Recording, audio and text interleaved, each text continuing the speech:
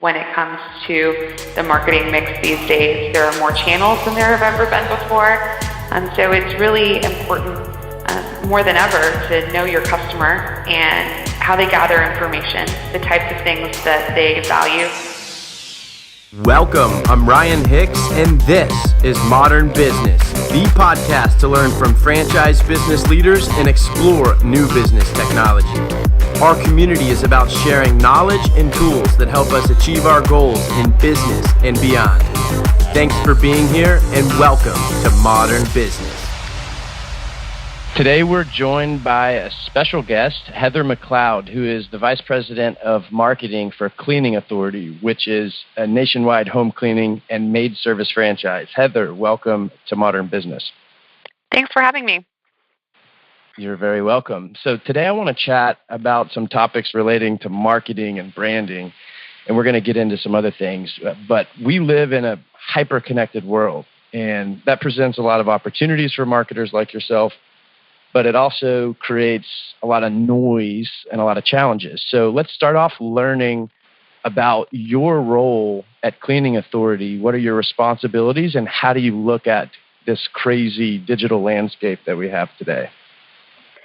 Sure. Well, my overall role is really to oversee everything related to marketing and branding for the brand as a whole. So both on the consumer side, so helping our franchise locations generate leads and customers at the local level, and then also in franchise development, so helping our franchise sales team generate leads for prospective new franchise owners. And there is definitely a lot going on when it comes to the marketing mix these days. There are more channels than there have ever been before. So it's really important more than ever to know your customer and to know how they gather information, the types of things that they value, and then being sure that that you're not just playing in one space. You really have to kind of understand how different channels work together and make sure that your marketing mix evolves over time, because things are changing constantly, and kind of gone are the days of buy your yellow page ad and then just wait for the phone to ring. Right. Yeah, it's a wild world out there. We're gonna kind of deep dive into a couple of topics around that. Before we do, let's do a bit of background on the Cleaning Authority. You guys, how many markets are you in? How many doors are you at? Just talk a little bit about the brand as a whole in terms of what markets you're in and what you're doing for customers nationwide. Sure. So we have about 230 franchise locations in both the U.S. and Canada. Mm-hmm. And those franchisees service over 100,000 customers, typically on a biweekly basis. So the most kind of common customer that we have is someone who wants us to come out and clean their house every 2 weeks. And of course, we have a mix of other customers who want us once a month or just for an event or something that they're doing. But for the most part, it's a recurring customer where we're going out to their house on a biweekly basis to keep it clean for them. So we've grown a lot over the last couple years, and we continue to kind of head in that direction. We have some more markets that we're looking to expand to, and then also, of course, looking to help our franchisees grow even bigger and become even larger in the markets that they operate in. Yeah, I read a quote on your website. I think it was on your website. It said, I think your tagline is, or at least you have it registered, the brand has it registered as a trademark. It says, "Life's too short to clean your own home." Excuse me. Yes. I butchered that quote. Life's too short to clean your own home. It says the average homeowner spends 12 to 28 hours a week on housework. And basically, in markets all across the country, you help your customers, your franchisees, help your customers save 26 days a year on average. And that's wild. So after reading that, my first thought was, sign me up. Yeah, you need to hire a house cleaning service. Right. And so talk about the impact that you make beyond having a clean home, though, because you're saving time. And I know the company has a mission that goes beyond. So talk a little bit about that impact.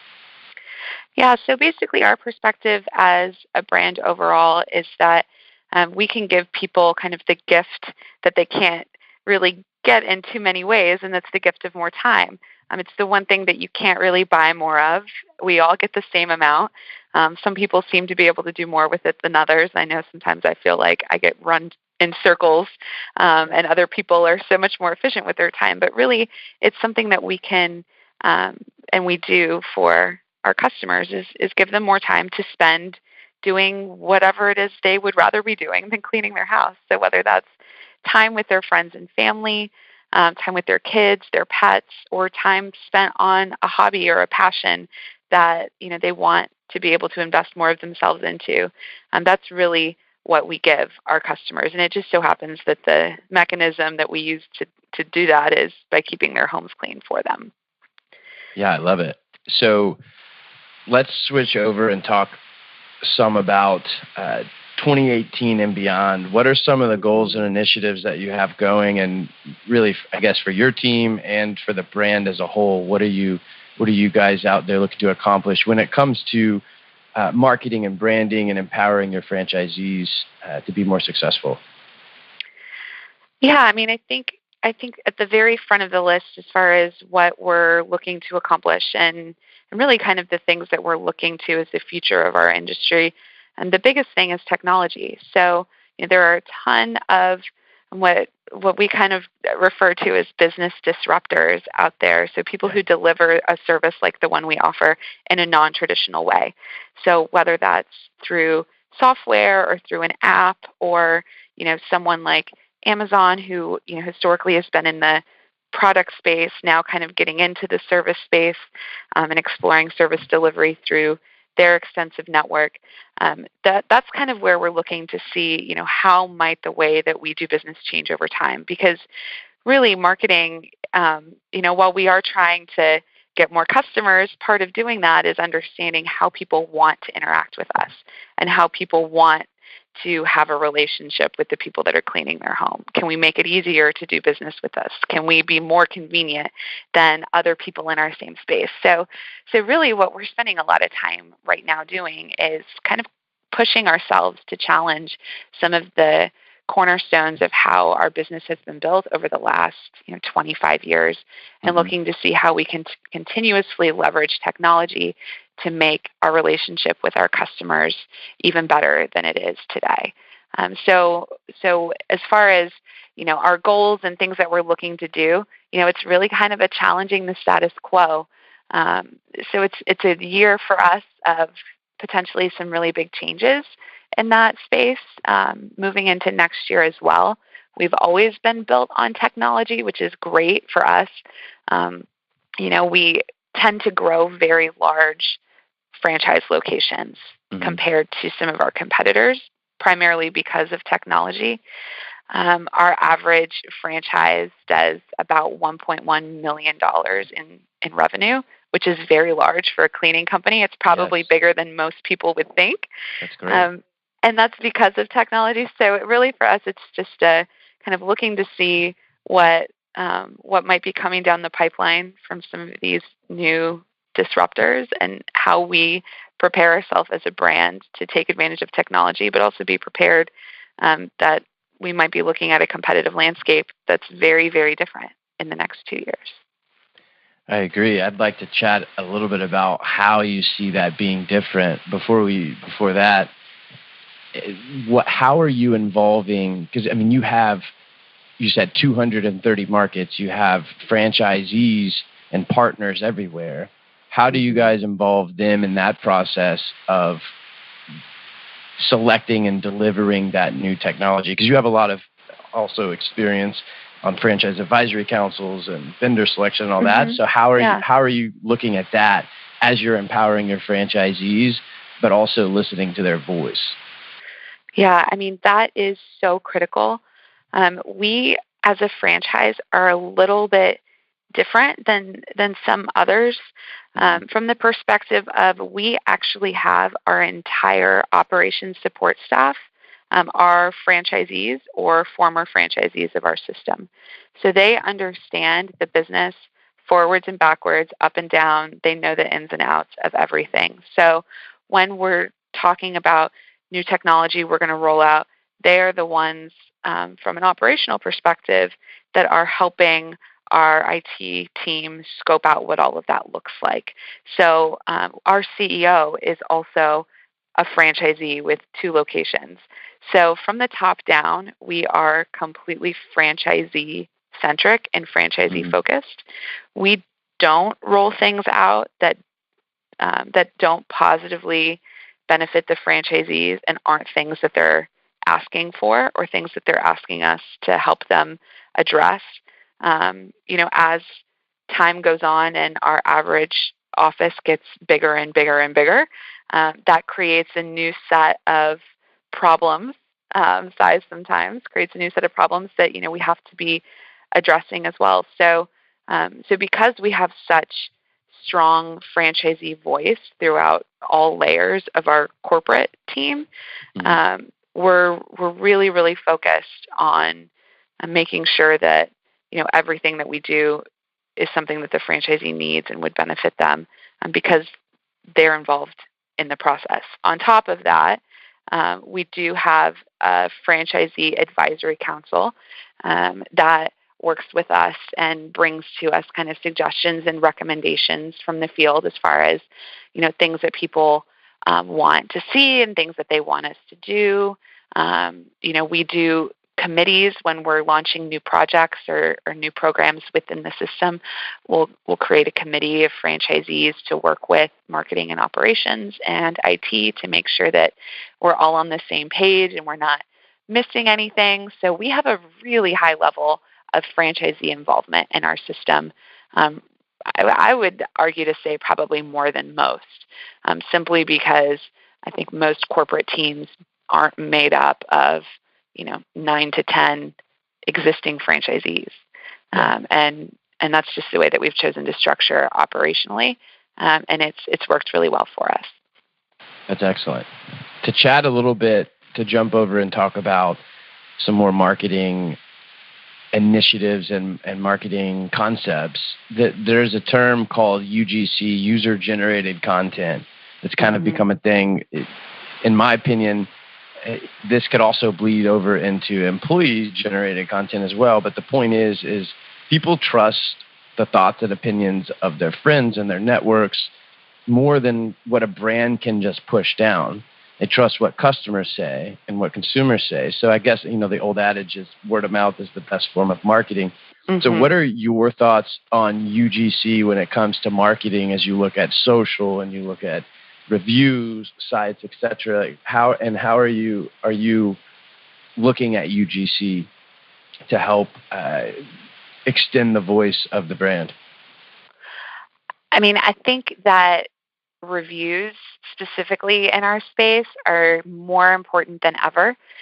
Being in the space that we are, in the house cleaning space, in home services, we don't get a lot of user-generated content that isn't a review. So most people aren't taking a picture of their clean house and being like, oh, this is so great. It happens every now and then, and we are big sharers and promoters when we do see that stuff come in on our Instagram account or over Facebook or Twitter. But for the most part, our user-generated content primarily are reviews that our customers are leaving for us. And we've done a couple things over the last couple years to really help our franchisees capitalize on that content, incorporating it into our website in some different ways, making sure that it's front and center so that when people who are prospective customers are doing their research online, that if they're on our website, they're seeing those reviews really highlighted in a place of prominence on the site. But then also if they're doing their research and looking to other sites like Google or Yelp or Facebook and checking reviews, that we've given our franchisees the tools and the automation to be able to have reviews coming in on a consistent basis, and then also that they have the resources to be able to manage their reputation. So we kind of take over a lot of that responsibility for them and helping them respond to reviews so that their customers are acknowledged, and if there's ever an instance where something needs to be addressed or there's an action that's required, we make sure that they're following up on that. So it's not 100% on them just to monitor the internet on their own. But yeah, I mean, reviews are the lifeblood of our business, just like I think they are for a lot of businesses. The internet has been awesome for making information readily available, free to everybody on basically anything you could possibly want. So, I think it's more and more common now for people to go online and read reviews for basically anything from, the mattress that you're going to buy to who you're going to hire to do anything in your home to where you're going to have dinner. I mean, I read reviews for everything. I'm a crazy review reader myself. So that's really where we focused our energy, is making sure that our franchisees have a positive reputation online. Yeah, agreed on all that. How do you see, you mentioned earlier that the landscape would probably be drastically different a couple of years from now, and certainly 5 years from now, 10 years from now, but how do you see things evolving and changing in this market, in the home cleaning, maid, and home services market? Well, thankfully, I don't think we're going to be automated out of work, which is Right. good. I have not seen a robot cleaning lady, circa the Jetsons, take over yet, which is awesome for us. Houses will always be dirty, and you'll always need people to clean them. But I think the mechanisms by which people look to hire companies just in general is changing. I know that personally for me, I love being able to do things online. I love not having to get on the phone and sit, and guess on how long it's going to take me to get something scheduled when I have to call in and schedule an appointment of some kind. So I think really what we're going to see, whether any of these companies take off or not, or any of these apps take off or not, I think what we're going to see are companies like ours and other large franchise brands that are in the same space as us really push themselves to meet the need of the customer from an ease of communication standpoint. So a lot of what some of these companies do really well is make it easy to schedule, make it easy to change your clean if you need to. They communicate via text. You can do everything through an app. It's very easy in terms of interfacing as a consumer with a brand.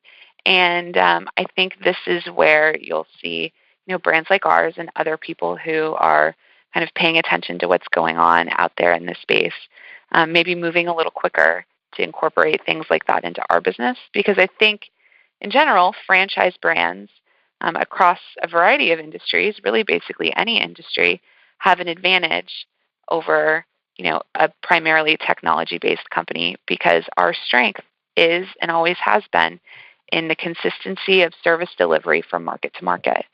That's the benefit of hiring a franchise, is that, if it's a restaurant, that if you go in one and then you go in another one in another city, you're going to have basically the same experience. Yep. And it's the same thing when, people are cleaning homes. And that's where I think some of these other companies are going to struggle, is that they don't have the systems in place. And systems are a total franchising buzzword, right? But I mean, it's true.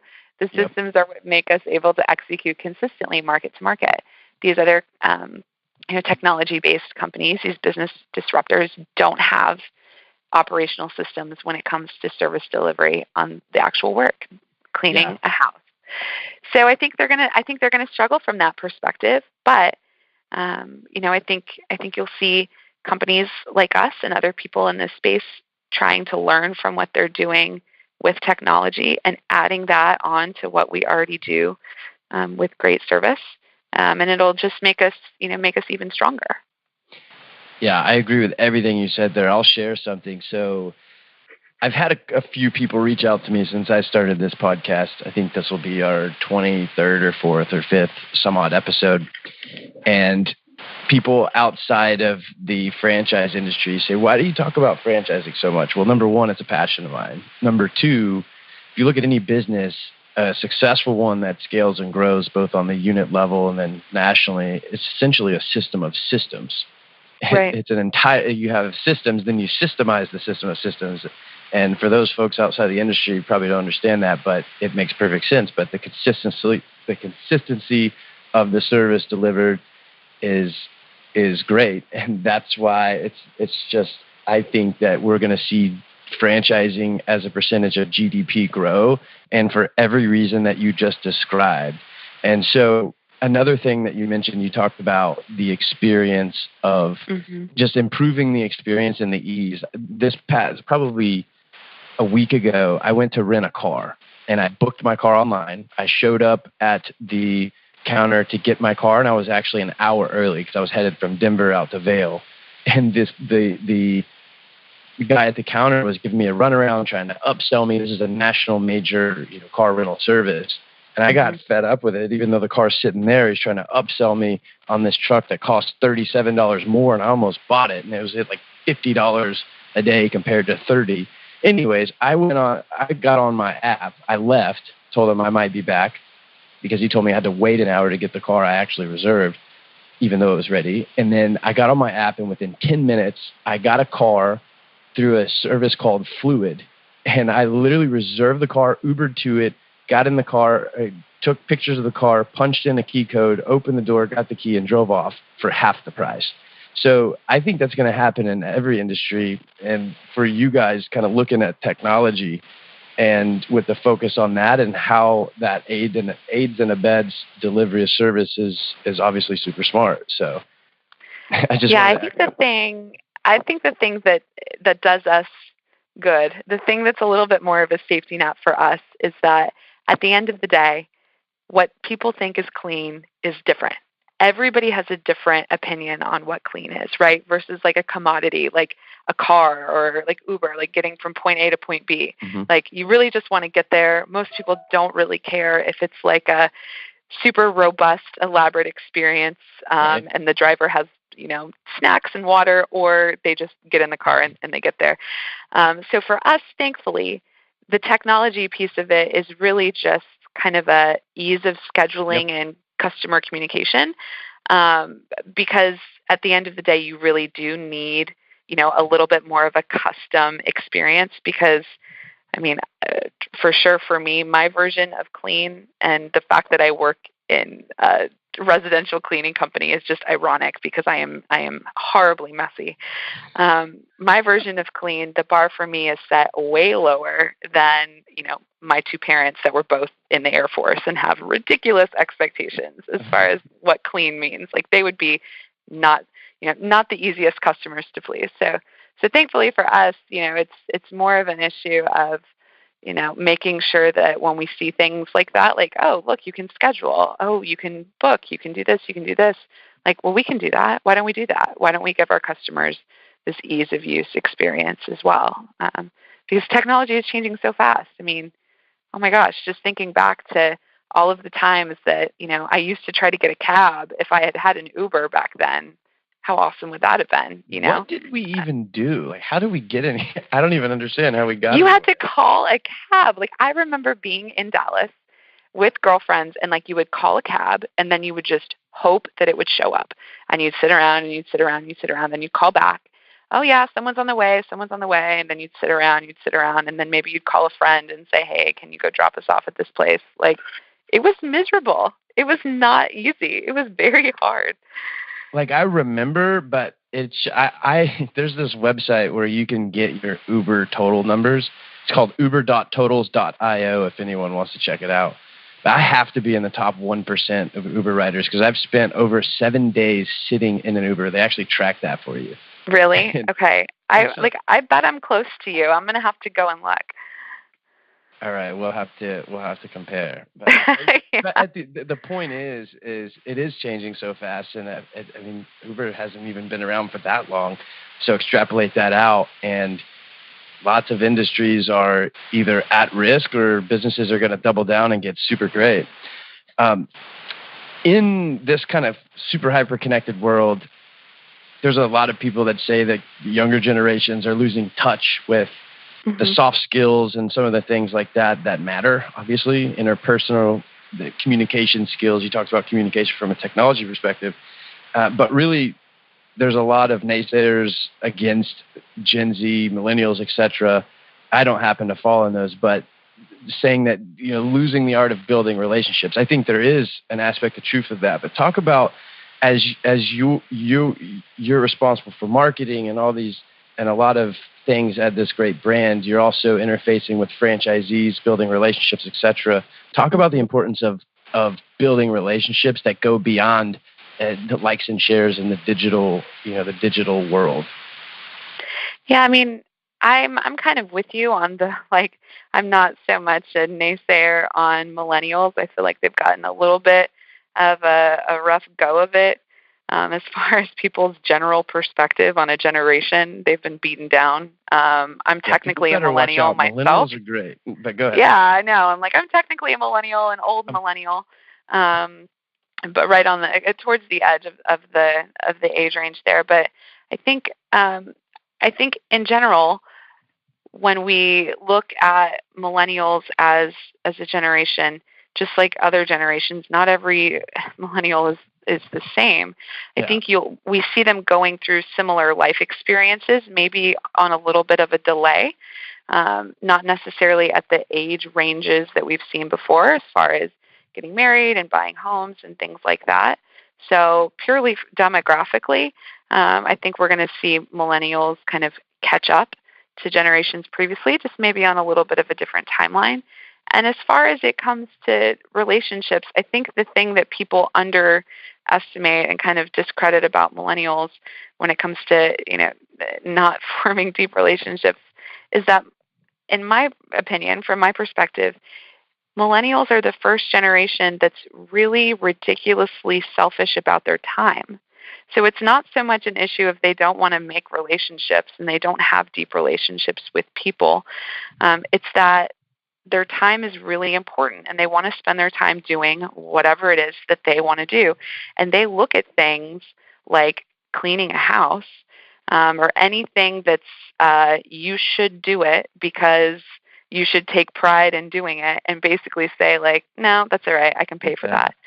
Millennials are more likely than any other generation to be spending money on a service, whether that's grocery delivery, house cleaning can fall into that bucket, but they find happiness from getting more time versus having more stuff.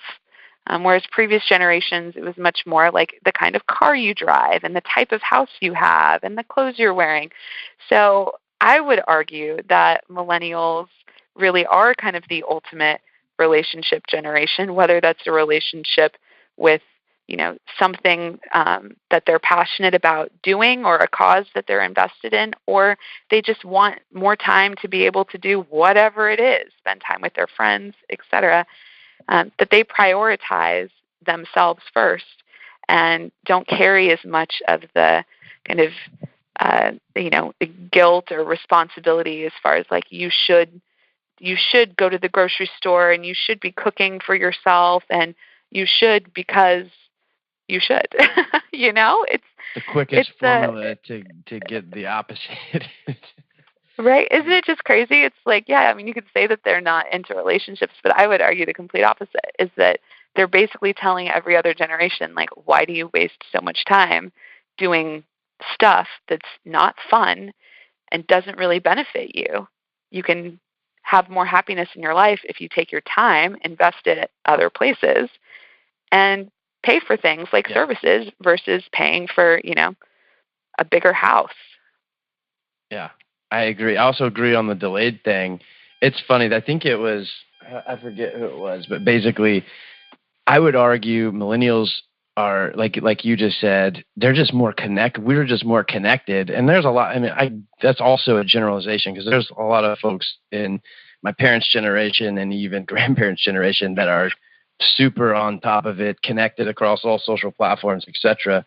But nothing changes on the face of the planet. Word of mouth is now just amplified out bigger. And there was a group that published some article that said millennials aren't loyal and you should market to them differently, this and that. I would argue that they're more loyal and Yeah, they'll I tell would too. everyone about it. So it's just interesting. Yeah, absolutely. I would too. I think millennials are much more likely to stick to what they really like and to not Yep. falter because of, uh, someone else offers a coupon or a discount or whatever. I would say that they're more likely, like if things are working for them and they like and they feel a connection to the brand, they're just going to keep it on. Um, so, I mean, I don't know. I think it's interesting. I've just been listening to people talk about millennials for a very long time. Normally, they're, you know, boomers talking about millennials, or even, Gen Y talking about how lazy millennials are, and yada yada yada. But I think that's it, right? Isn't that like the ultimate? Like they might see it as, but I would argue that a millennial would say that it's just being more efficient. Yeah, I agree. I remember the story. You hear the old stories. I walked barefoot uphill both ways in the snow to get to school. Well, yeah, we clicked a button and Ubered straight there. Anyways, let's jump back over for folks that might be interested in owning a franchise. Tell us where they can find some more information. Yeah, absolutely. So all of the information on the Cleaning Authority you can access through either our consumer website, thecleaningauthority.com, or all of our information on franchising is at franchise.thecleaningauthority.com. So you can check it all out there, whether it's information on getting your house cleaned if you want to have more time, like a millennial, or if you're looking for information on what it takes to become a franchisee. Got it. Folks will go check that out. And a couple of rapid fire questions to end it off. Are you a reader? Do you read books or listen to books? Yeah, I do. Give us some hot recommendations if you have any. Let me see. As you're thinking about that, I'm curious. Are you guys gonna? This is back to the business, popcorning back over. Are you gonna have like a "Hey Alexa, clean my home," and then you can book an appointment? Are you guys looking at anything like that? Wouldn't that be pretty cool, right? I think I won't say we haven't discussed it. So there's some things in the works that over the next year or two might surprise people a little bit about what we're doing. So I'll just leave it at that. I'll be a little mysterious on that one. Yeah, and that's why I didn't directly ask you earlier. I figured. But I appreciate that. Books wise, do you have any favorites? I do have some favorites. One of my favorites that got recommended to me actually when I was starting out here at the Cleaning Authority was The First 90 Days.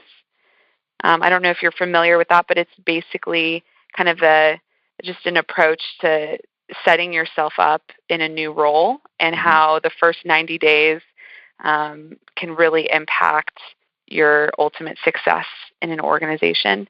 And that can be, going into a new company or just changing roles, or even just kind of doing a fresh restart at the new year. So that's been one that's made a really big difference for me. So I would say pick that one up for sure if you haven't. It's a little bit it's a couple years old at this point, but it's a good one for sure. That sounds good. I will pick it up. And by the way, I take every book recommendation that I do on this podcast and I add them to my list, and I will read them eventually. I read a book a week, or I try to at least, but I will pick that one up. And I also want to meet the author. That book sounds really great, because I think you look at a president, they go into office, they have their 90-day plan. It's kind of the same thing for just in general, new job, anything, any kind of life thing. I think that sounds good. Yeah, sometimes I think it's nice just to take a little bit of a refresh. I try to do that every year at the beginning of the year when it comes to my team and my position in the company, just to say, like, is there, what are the one or two little things that I could do a little bit better this year? I'm not trying to like completely rethink my strategy as a leader, or my approach with my team. Just little things like, I want to spend more one-on-one time coaching with the people on my team. I want to learn a little bit more about what everybody's doing outside of the office, like things just to make sure that I'm constantly trying to grow and improve, and not just getting stagnant with, who I am as a leader, just always looking for a little bit of improvement. I love that. Stagnation is moving backwards. How many people are on your team? So we have a really small team, actually. So we have myself and 2 other full-time marketing employees, and then we have 2 interns. #effective. Yes, lean and mean. That's the way I like it. What do you outside of business? What are some of your interests? Well, to plug another franchise, I am a huge Orange Theory fitness participant. I am so big into Orange Theory, I do that, 5-6 days a week, and I'm gonna do my first. I'm gonna call it a marathon month. It's actually like more than a marathon month. I'm doing 50 miles in April, not consecutively, but just total in my Orange Theory classes. So pushing myself to be, the best that I can be physically too. So that's primarily what I do. When you say 50 miles, is that via spin or is that on a treadmill? That's on a treadmill. Yeah, it's on a treadmill. Got it. That's a lot of miles. I can do. You have to go take an Orange Theory if you haven't ever done it. Do it once. I should. I love the brand, and the Orange Theory has executed so well and grown very large. They have a lot of master franchisees, and I actually met a couple here in Texas, but they're a very good brand. Do they do anything else? Is it group workouts? Yep. It's group classes, normally 26 or so, 28 minutes on a treadmill, and then the other 26, 28 minutes doing body weight exercises and or rowing. Nice. And it's different every single day. So every day the class template is different, but if you go to Orange Theory, then you're doing the same workout as every other Orange Theory in the country on that day. So you can swap your notes with your friends around the country. So that's kind of cool. That's really neat. Heather, we appreciate your time here on Modern Business Podcast, and you're welcome back anytime. And thank you so much. Absolutely. Thank you.